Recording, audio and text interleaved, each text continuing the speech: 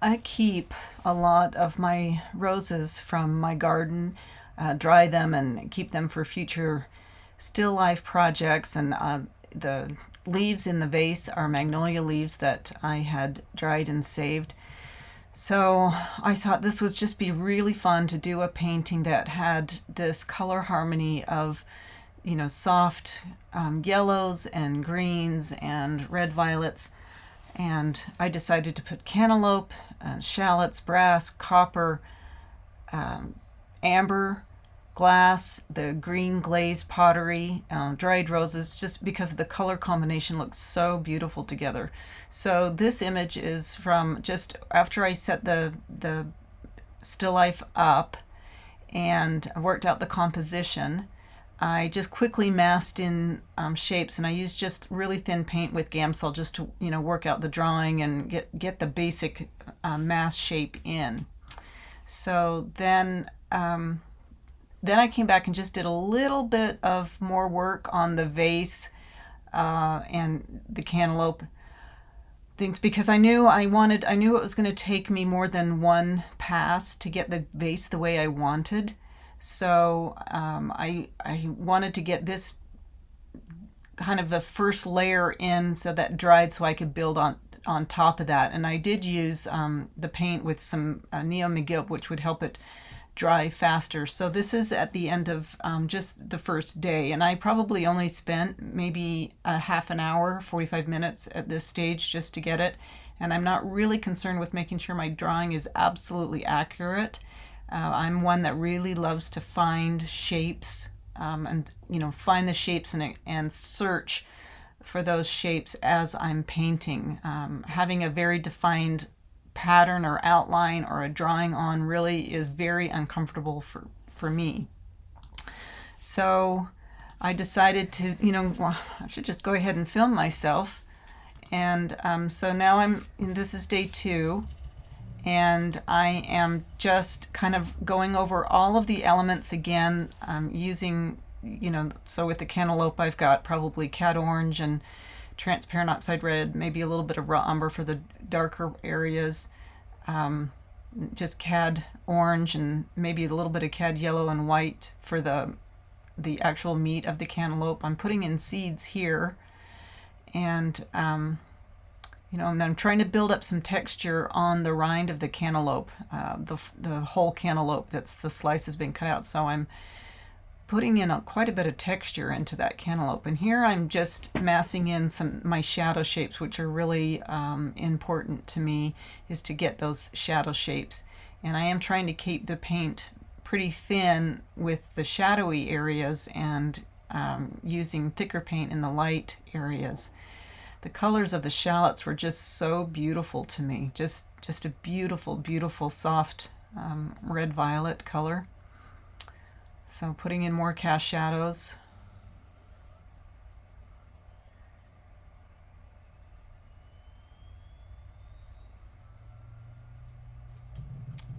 And I loved that connected shape of those shallots. They just were beautiful.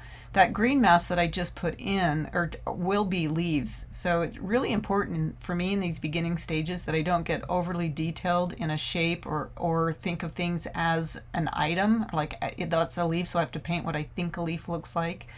So I'm just massing in shapes. Everything is just shapes to me. I'm not even thinking of it as a cantaloupe or a shallot or leaf or a dried rosebud.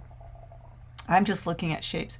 The cast shadow that the dried roses caused on that vase was really interesting to me. I really wanted to capture that. So now I'm painting that amber vase. I love these amber glass vases. And the interesting thing about painting from still life, especially still life, is that you can really observe little subtle nuances that happen within the light area.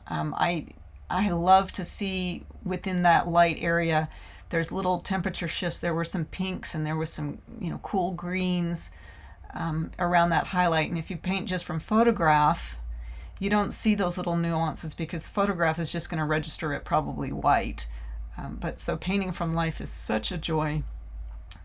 But I am also not trying to over noodle things at this point and just trying to get basic light, dark, light and shadow shapes. So putting in some of the background here. And that little strip of light that you can see behind the amber vase, I love that. That's, it casts a shadow towards the big green vase, and then you've got that lighter shape. If you look over to the left where the actual still life is, that little light behind the dark, that kind of helps with the illusion of depth, which is the same thing in landscape painting. The further back you go in distance, the lighter, grayer things get. So I love when I can put, a light shape behind a dark shape, because that really does give the illusion of more depth.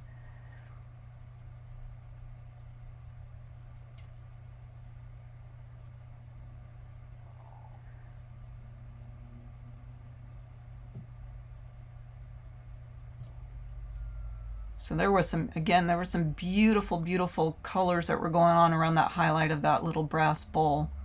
So here, the first layer is pretty dry from the day before because of the neon McGill. It dried pretty fast. And so, I generally start with dark shapes first and move up to the light shape. And I'm using a bristle brush because I wanted to create some texture in the glaze part of the vase. And you can see by how a downstroke looks quieter than a horizontal stroke. Right there in the vase, you can see those darker spots that kind of go down, and that's because of the way the light is hitting the vase. The light will hit a horizontal stroke and create that kind of glare, if you will, right now, but it also makes something look a little bit lighter. So if I want something to feel a little darker, I'm going to take a downstroke. If I want it to feel a little lighter, a little more textural, I'm going to take a horizontal stroke. And I do that, I do a lot of the horizontal strokes in line with the light area and keep the shadows quiet. So I'm moving on to the dried rosebuds. And again, boy, there was a lot of little tiny shapes. And it was important to just kind of really simplify into basic light and shadow shapes, just like you would do in portraiture or landscape, simplifying light and shadow. And, the more complicated you get into little shapes like that, almost the less it speaks, or it doesn't speak as clearly, to be honest. So simplification in all of these little tiny shapes is so important, just to keep it simple. You can convey so much with just a few words. I always say that I'd rather paint a poem and not a novel. Poems can be really powerful, and instead of reading something like the encyclopedia. So just adding some greenery, I don't even see them as leaves. They're dried leaves, but they're just green shapes to me. They're light and dark and warm and cool, gray and brighter. Some stems. So again, as I paint, I'm not one that will just finish one little element and move on to the next and finish it. I'm a puzzle piece painter, meaning I work on this area a little bit, that area a little bit, I move around, and so it's like a puzzle to me. It all comes together, as a whole instead of just one element at a time.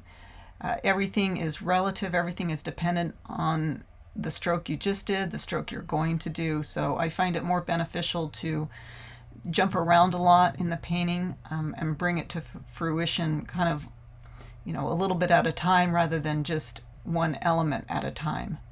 I think that also kind of comes with my ADD. And again, compositionally, I wanted the way that I wanted you to come in here is, through the left and that little copper vase. It's an Indian temple water holder. I paint this a lot, but it's a lot quieter. It's almost in shadow. It leads you to the amber vase, up to the dried roses, up to the highlight, up to the vase, or the highlight on the vase, up to the magnolia leaves, which again point down to the little brass container or brass bowl, the cantaloupes, the shallots that bring you back around into the painting. So again, there were some beautiful, beautiful little subtle temperature shifts. There was some pinks and peaches. So here I'm just getting in my first layer of the background. With landscape painting, I think normally people start, at the top and move forward, from the sky down. People ask, why don't you start the background first? Well, I had to tone the canvas a little bit darker, so it wasn't just a white canvas. But after enough years of painting, here I'm just using, it's kind of one of those rubber tools to kind of knock down any hard ridges, and I don't like hard edges at this point in the painting. I'm trying to make everything kind of soft. But back to the background, I know where my background is going, and so that's just, expertise, or after painting 5,000 paintings. So again, working on the vase. So again, I think I'm on I think this is day 3. I took a break and came back. Or maybe it was still that same day, but I know I took a break and I moved the camera. But here I'm trying to put in some reflections from the elements, the shallots, the cantaloupe. The tabletop that it sits on, a lot of times I'll wet it, and so that I get these beautiful reflections into the painting. So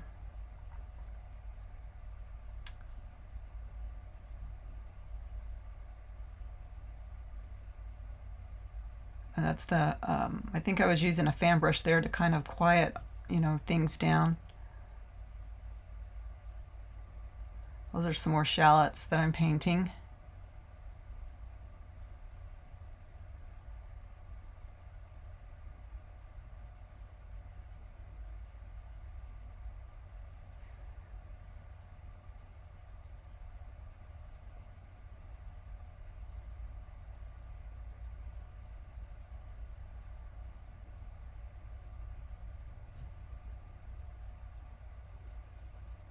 So again, the fan brush just kind of knocking down edges that I want to be more quiet. I do use my finger a lot in painting to soften edges. It just seems to do a really good job, better job than sometimes a brush. So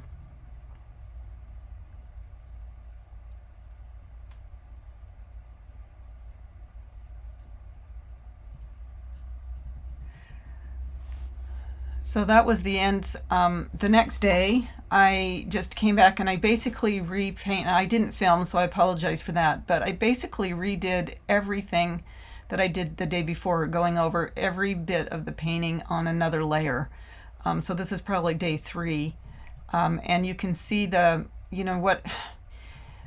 in photos, if you paint from photos, I don't know if you can see as well as when you paint from life. If you look at the little brass bowl off to the right, the highlight there was so many beautiful little shifts. There was some cool greens and cool violets that I don't know if a camera could have picked up very well. And it was just a pleasure to paint that area. Anyway, so that is the painting, 28 by 28, called Scents of Autumn.